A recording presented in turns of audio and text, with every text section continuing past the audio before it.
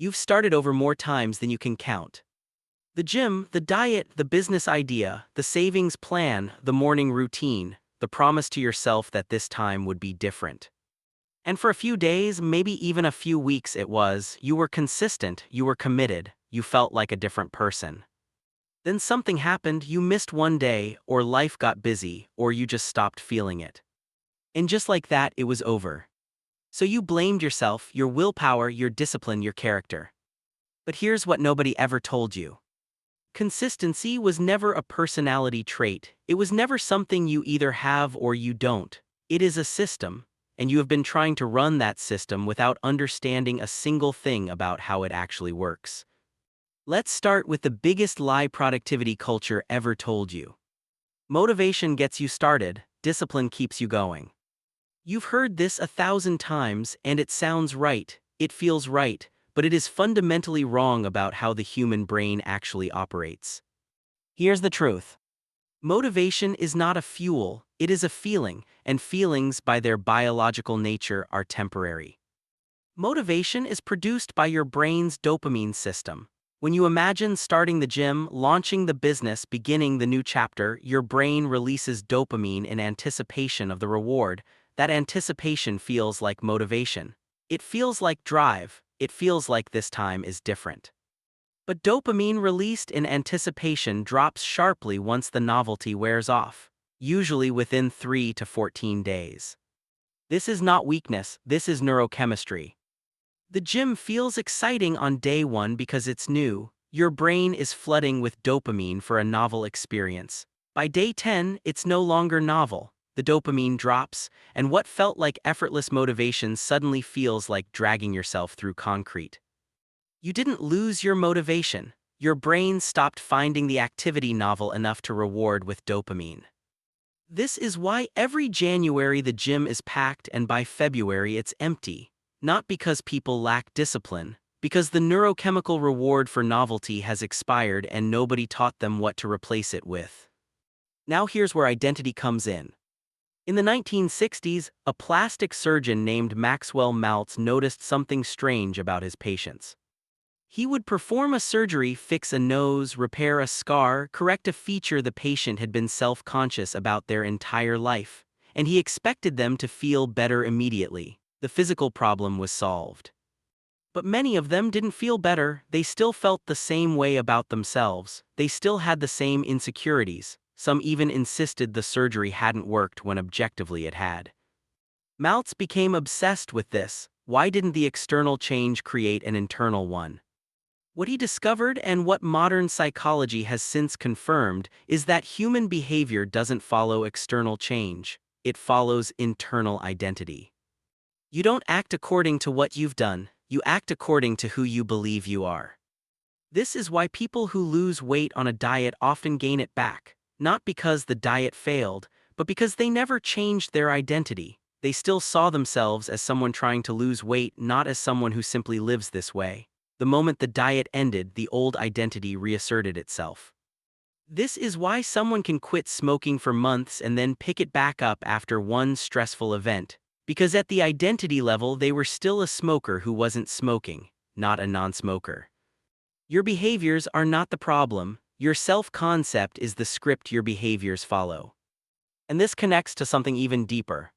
Psychologist Tara Brach calls it the trance of unworthiness. A chronic, low-level background belief that you are fundamentally not the kind of person who succeeds at things like this. You might not think of yourself as someone with low self-worth, but watch what happens the next time you miss a day at the gym. Does your brain say, "That's fine, I'll go tomorrow"?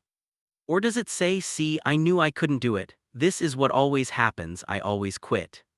That second voice, the one that turns a single missed day into evidence of a permanent character flaw, is the trance of unworthiness running. And here's the devastating part. That voice is specifically designed to protect you. If you never fully commit, you can never fully fail. If you quit before it gets hard, you never have to find out what you're really made of.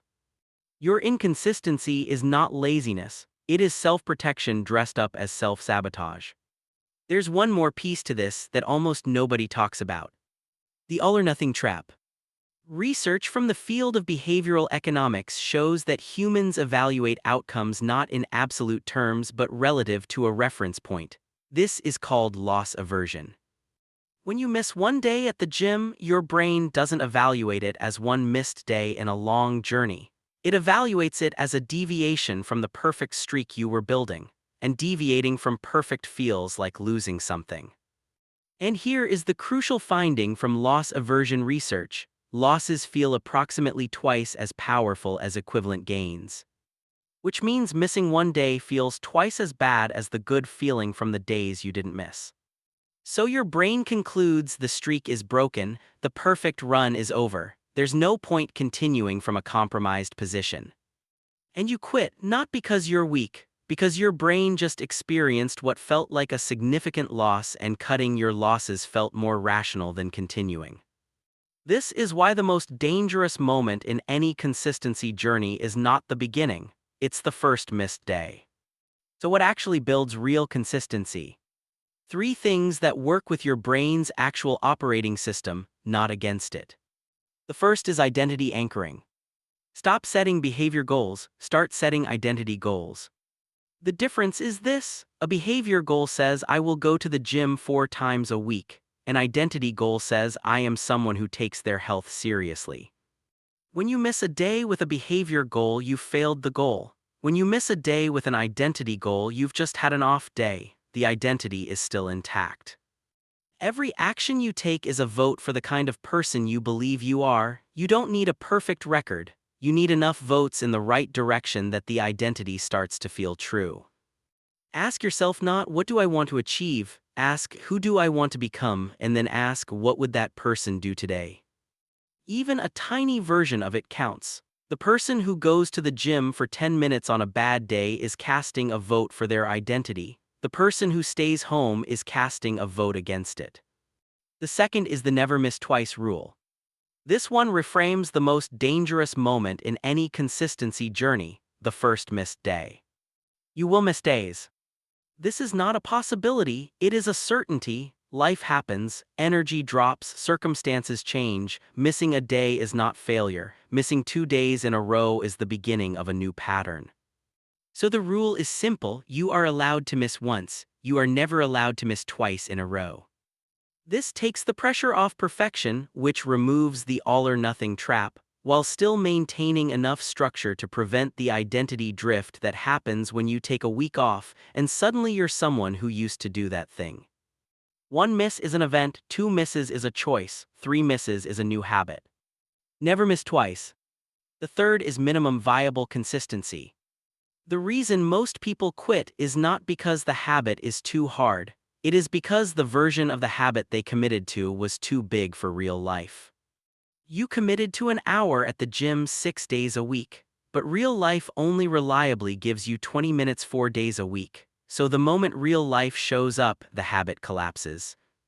The fix is to define the smallest version of the habit that still counts as doing it. Not the best version, the minimum version. For the gym, the minimum version is putting on your shoes and walking through the door. That's it. If you do nothing else, you still showed up, you still voted for the identity.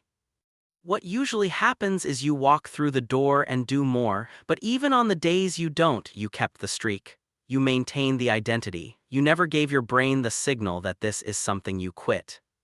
Minimum viable consistency is not lowering your standards. It is protecting your identity on the days your circumstances are trying to take it from you.